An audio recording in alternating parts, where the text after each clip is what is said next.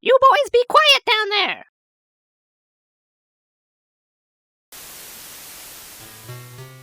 Welcome to a very spooky edition of PC-98 Paradise, the series where we take a close look at games for Japan's dearly departed PC series, the NEC PC-98. Today's game is a horror-themed graphic adventure called Dead of the Brain, released under the cursed brand Fairy Tail.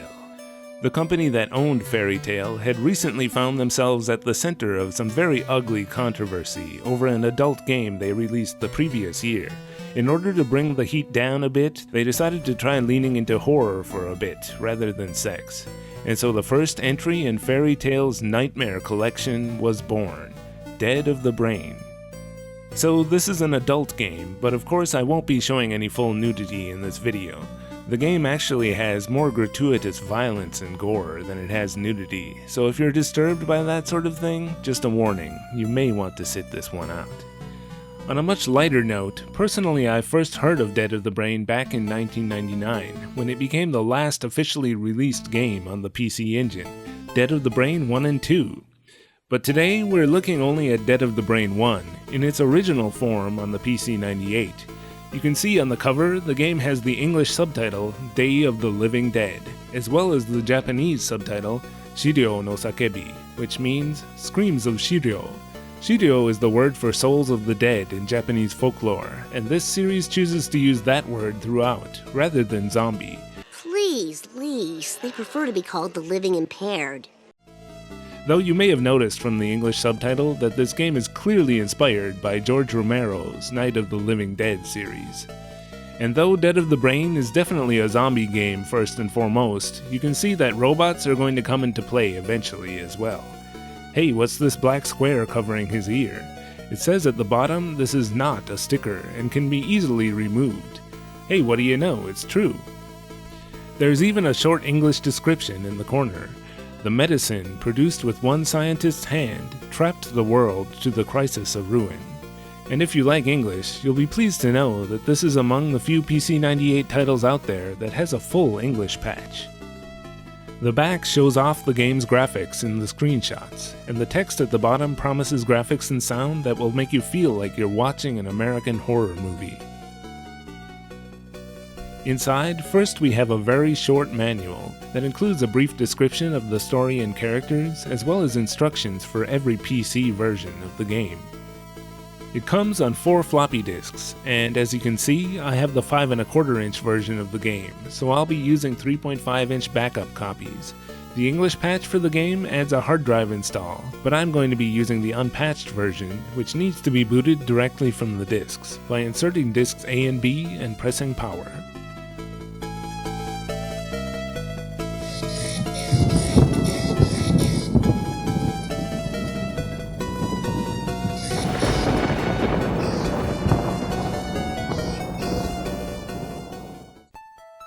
The game boots to a very minimal menu screen. In the options, you can change the message speed or view the game's credits, but I'll just go ahead and start a new game. I'm going to go through the entire story, so you may choose to skip the main section of this video using the chapters if you'd rather experience the game for yourself. I'll also give a spoiler warning later before we start getting to the really juicy stuff. Dead of the Brain takes place in some unnamed American city and stars Cole, a fairly typical 24-year-old dude. The game begins when Cole gets a call from his friend, Professor Cougar, who wants him to come over immediately to see his latest invention. Oh yeah, young dudes having old scientist friends who call them over to see their inventions is just a typical thing, right? And of course, Cole calls Professor Cougar by the nickname Doc.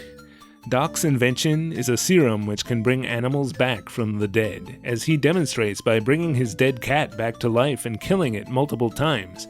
That's just a bit messed up, isn't it? Doc, please let your poor cat die. Unfortunately, there is just one small side effect of the serum which Doc hasn't managed to fix yet. The animals brought back to life go berserk and attack everything in sight. So yeah, it's a zombie drug, as if you didn't see that coming. Cole and Doc are interrupted when a police officer stops by to investigate a noise complaint. Doc lets him in to search his house and laboratory because he's afraid it will look suspicious if he doesn't. Doc, haven't you heard of a search warrant? Anyway, the police officer gets attacked and killed by the zombie cat. And Doc says that since his resurrection serum is virus-based, that means the police officer has caught the virus through his open wounds and will come back to life shortly too. Taking this unfortunate event as an opportunity to test his serum on a human subject, Doc also injects him for good measure. He's hoping that the human capacity for reasoning will overcome the serum's unfortunate side effects. Nope, no such luck. The first human zombie is born. Cole and Doc are chased into the most logical place to go, a cemetery. Nice graffiti there, by the way. Doc trips and spills his resurrection serum all over Stephen King's grave. The two of them don't bother to stick around and see what happens next. Holy old Jesus! Well, that's creepy. Happy Halloween, everybody!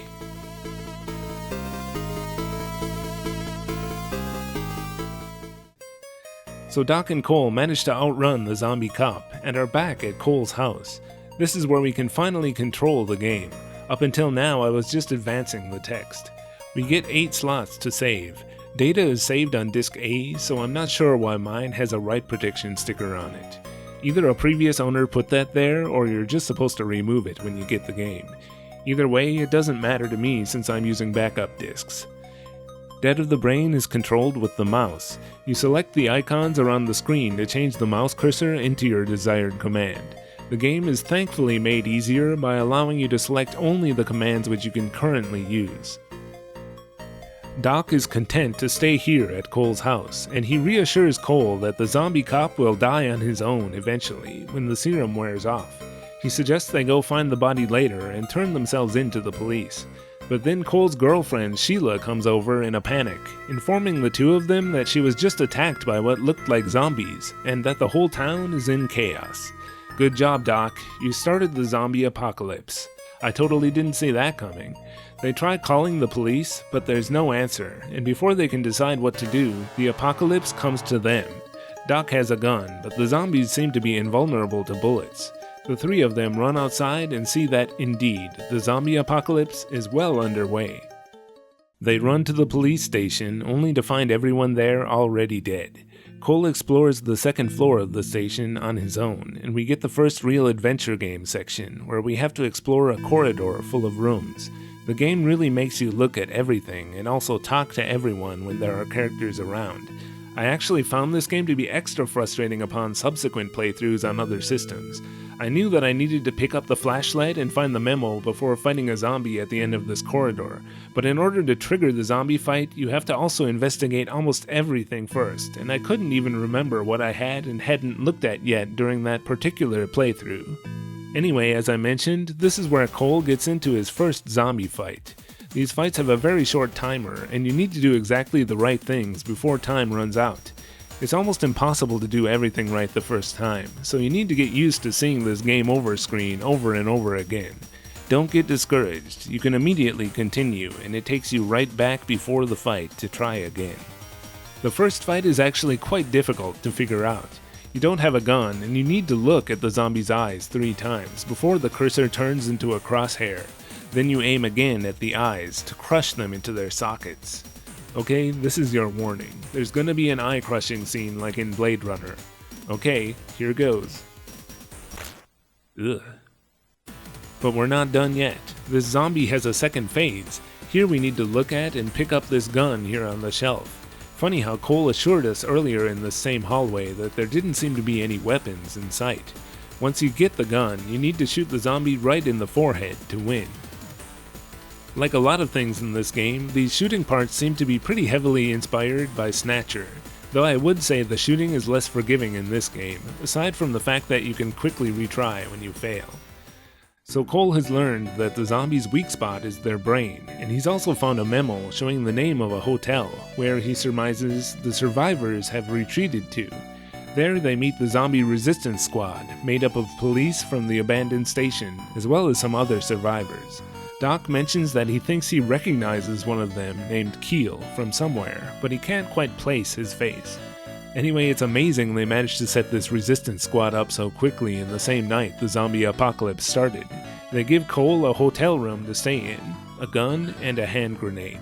The hotel, it's explained, was built to house diplomats from overseas, and thus has reinforced bulletproof glass, making it an ideal refuge from zombies.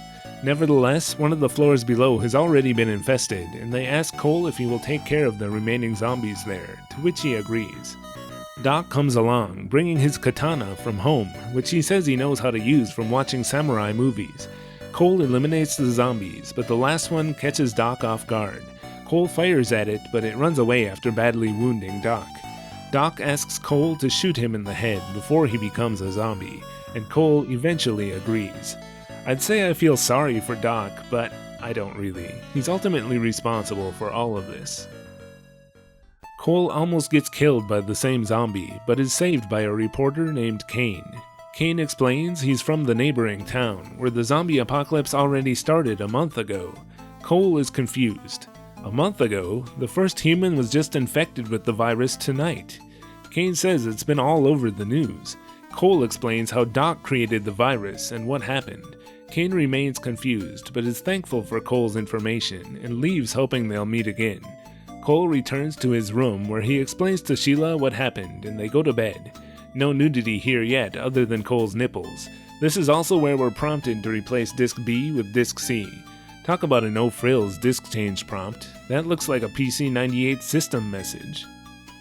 The next day, Cole has slept in until evening and finds a note from Sheila saying she's going out in the rain in order to get food from the nearby department store.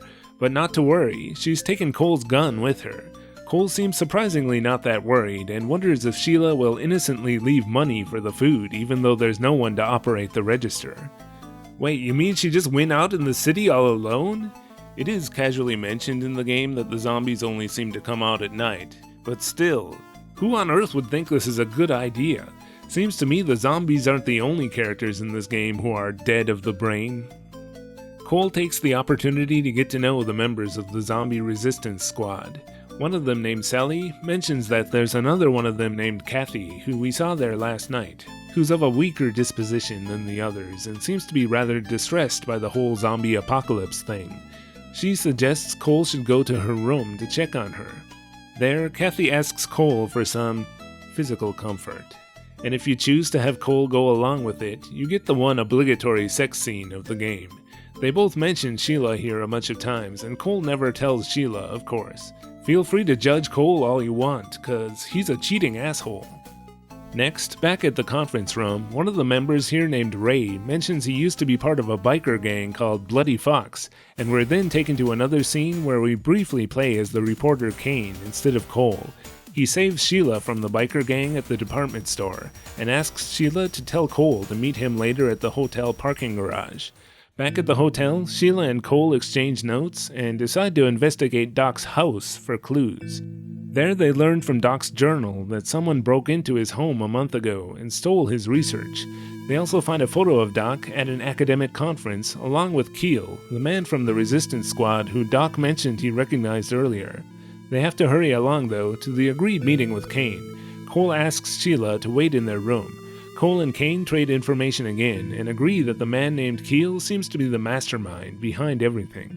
They go to confront him at the conference room, but no one is there except for the police precinct chief and leader of the squad named Ghoul. It's spelled like this in the English patch, but it's definitely pronounced Ghoul in Japanese. Perhaps a fitting name for such a chilling game. Ghoul says he's sent the squad to take out some zombies at a nearby hospital, and that he's on his way there too. He asks Cole to go as well as soon as he takes out some zombies that have invaded the first floor of the hotel. Cole and Kane fight the zombies, but find they won't go down no matter how many times they're shot. There's also the sound of an explosion on the upper floors. They escape through an emergency exit, and Cole runs to find Sheila, who should still be back at their room upstairs.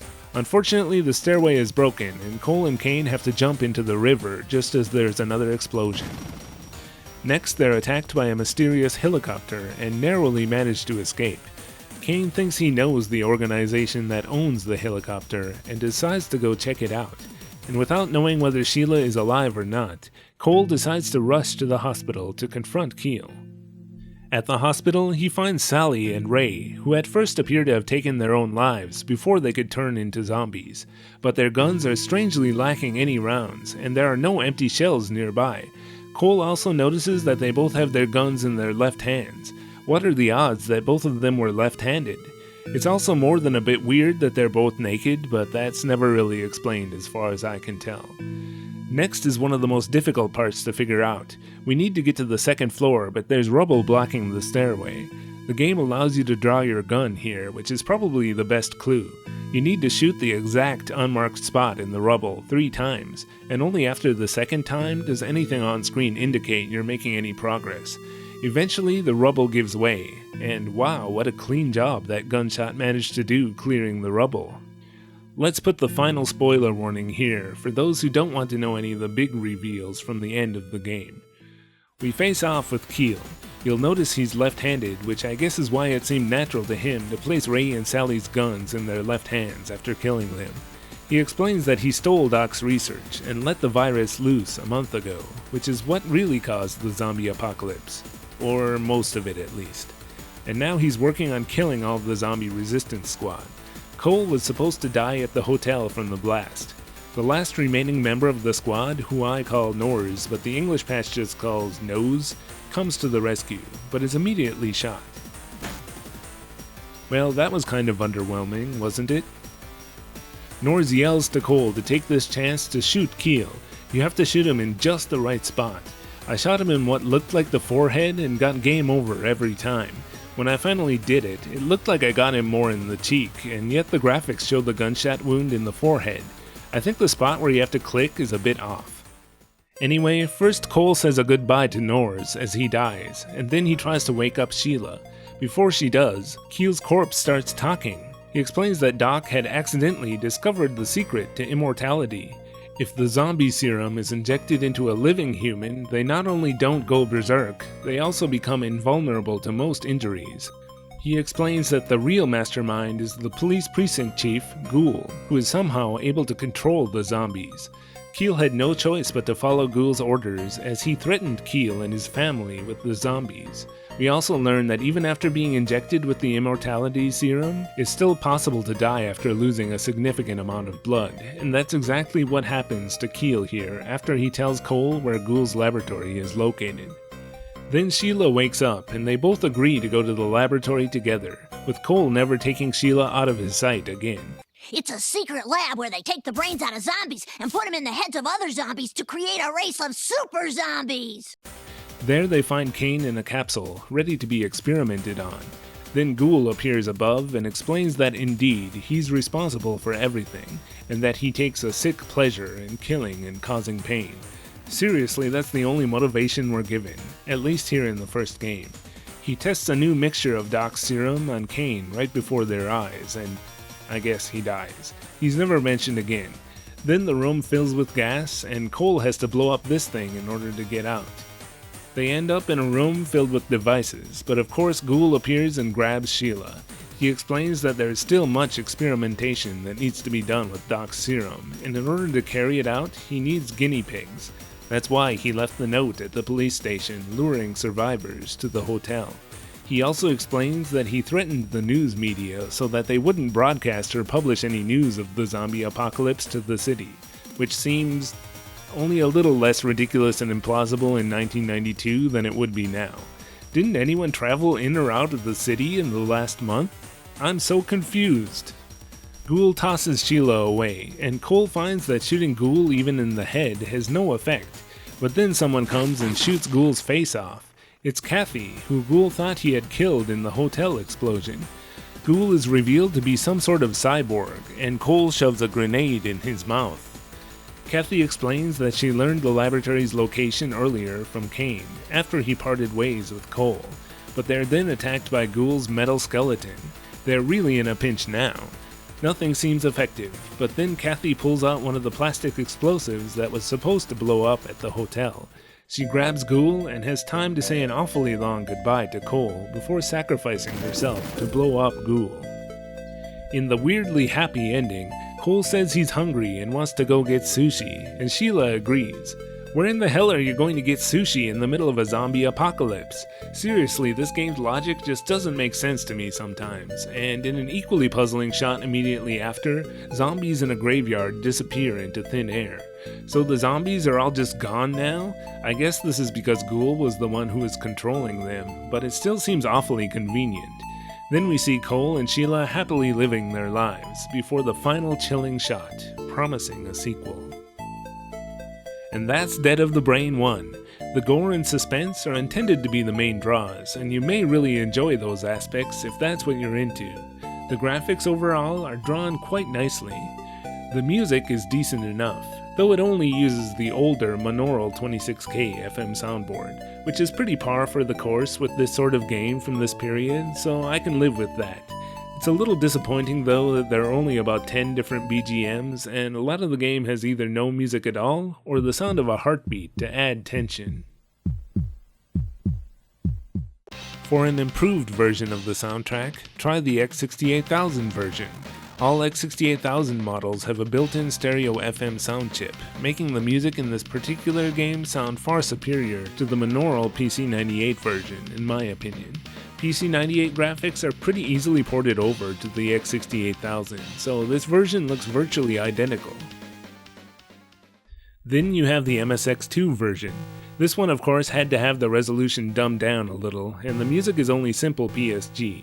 It also utilizes a menu system rather than a mouse cursor, since few people had a mouse for their MSX. Worst of all, almost all of the animation is completely missing. However, this is the only other version which has an English patch available, and there's even a Spanish patch if you prefer. The last PC version was for the FM Towns on CD-ROM. Like the X68000 version, it looks about the same as the PC-98, but this one has a CD soundtrack. Some fans might be disappointed though that the music is all new rather than arranged versions of the original tunes. The game also doesn't have any voices. Finally, you have Dead of the Brain 1 and 2 for the PC Engine. This game was actually announced and began development shortly after Dead of the Brain 2 was released on PC-98 in 1993, but by the time it was ready, the PC Engine had started to decline in popularity, and the release was cancelled. Rather than becoming another lost cancelled game, however, it was eventually released in 1999, long after the PC Engine was dead.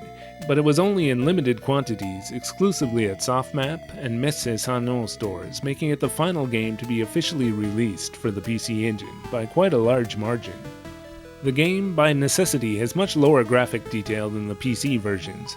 Most of it looks alright for the system, but occasionally some graphics look almost like they were scanned in. The game has some voice acting, but only for a few short segments, and most of the music is chiptunes rather than CD audio. The game is controlled with a cursor, but unfortunately it doesn't seem to support the PC Engine mouse. And while there's an 18+ mark on the cover, the nudity has been toned down a bit in this version. The only PC version of Dead of the Brain 2 was on the PC-98, and there was actually one more game released in Fairy Tale's Nightmare collection called Marine Filth. Those are both possible topics for future videos. Dead of the Brain feels pretty short, but would feel even shorter if it weren't for a few ambiguous sections which take a while to figure out. I did even end up pulling out a walkthrough a couple of times. Other than those somewhat irritating parts, I found most of the experience to be reasonably entertaining.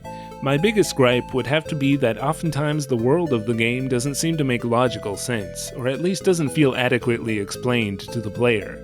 The fact that the police have scrapped together a resistance team to fight the zombies in one night is supposed to be explained by the fact that the chief of the police precinct, Ghoul, had been planning this for a month. But the fact that most of the characters seem kind of settled in and okay with this arrangement on the first night still feels really weird. And most of all, the scope of the disaster is ambiguous. Almost all of the city we are shown is infested with zombies who can easily kill any humans who come in contact. And yet it's still deemed mostly reasonable for Sheila to go off to get supplies in the city alone, or for Kane, a lone reporter, to roam the city. Just how much of the world has been overrun by zombies is never explained either, and if the game creators think it makes sense for the protagonist to go get sushi right after saving the world, then the zombie invasion must have been a lot smaller than I thought. Still, I gather that Dead of the Brain definitely has its fans, some even dedicated enough to create their own translations of the game.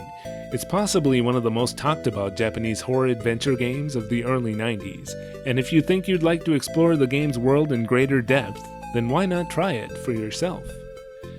In many ways, it's probably the most PC-98-like game I've covered on this channel so far.